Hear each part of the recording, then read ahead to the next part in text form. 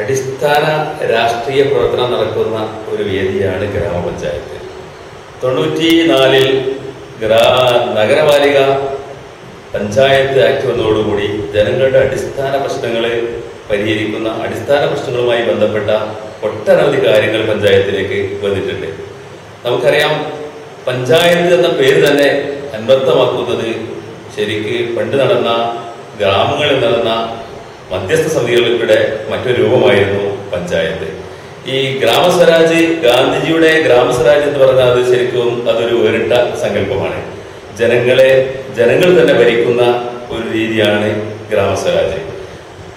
ഗാന്ധിജിയുടെ സ്വപ്നം കണ്ട ഗ്രാമസ്വരാജ് അടിസ്ഥാന വർഗത്തിന്റെ ഗ്രാമസ്വരാജ്, അധ്വാനിക്കുന്നവന്റെ, പട്ടിണിക്കാരന്റെ ഒരു നേരത്തെ ആഹാരത്തിന് വേണ്ടി ഒരു നുള്ളു ഉപ്പും റൊട്ടിയും കൂട്ടി വിശപ്പടക്കുന്നവന്റെ ഗ്രാമസ്വരാജ്.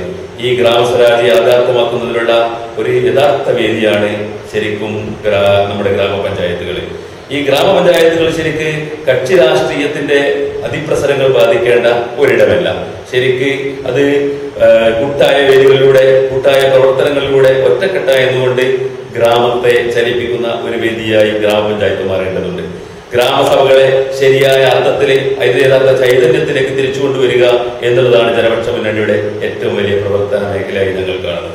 ഈ ഗ്രാമസഭകളാണ് ആ ഗ്രാമത്തിൽ എന്താണ് നടക്കേണ്ടതെന്നും ആ ഗ്രാമത്തിൽ നടക്കുന്ന പ്രശ്നങ്ങൾ എന്തൊക്കെയാണെന്നും ആ ഗ്രാമത്തിൽ എന്തൊക്കെ വേണമെന്നും വേണ്ടതെന്നും തീരുമാനിക്കാനുള്ള അവകാശം ഗ്രാമസഭയ്ക്ക് തിരിച്ചു കിട്ടണം.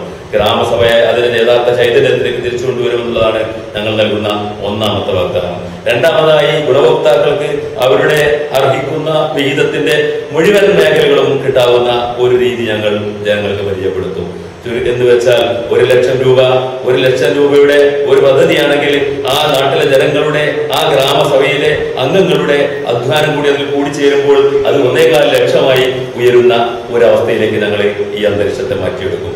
രാഷ്ട്രീയം എന്ന് പറഞ്ഞാൽ ശരിക്കും ഇതാണ് യഥാർത്ഥ രാഷ്ട്രീയം. അടിസ്ഥാന വർഗത്തിന്റെ പുരോഗതി, ജനങ്ങളുടെ ഭക്ഷണം, വസ്ത്രം, പാർപ്പിടം, വെള്ളം, കൃഷി, പുനരധിവാസം, തൊഴില്, സുരക്ഷ ഇവയുടെ സാക്ഷാത്കാരത്തെയാണ് രാഷ്ട്രീയം എന്ന് പറയുന്നത്. ഇന്ന് നടക്കുന്ന രാഷ്ട്രീയം കക്ഷി രാഷ്ട്രീയത്തിന്റെ അതിപ്രസരമാണ്. അതിന് ഗ്രാമപഞ്ചായത്തിൽ ശരിക്കും ഇടമില്ല. ഇതിനെ തകർത്തി നിർത്തിക്കൊണ്ട് യഥാർത്ഥ രാഷ്ട്രീയം നമ്മൾ ജനങ്ങൾക്ക് കാണിച്ചു കൊടുക്കുക എന്നതാണ് ശരിക്കും ജനപക്ഷ മുന്നണി അർത്ഥമാക്കുന്നത്.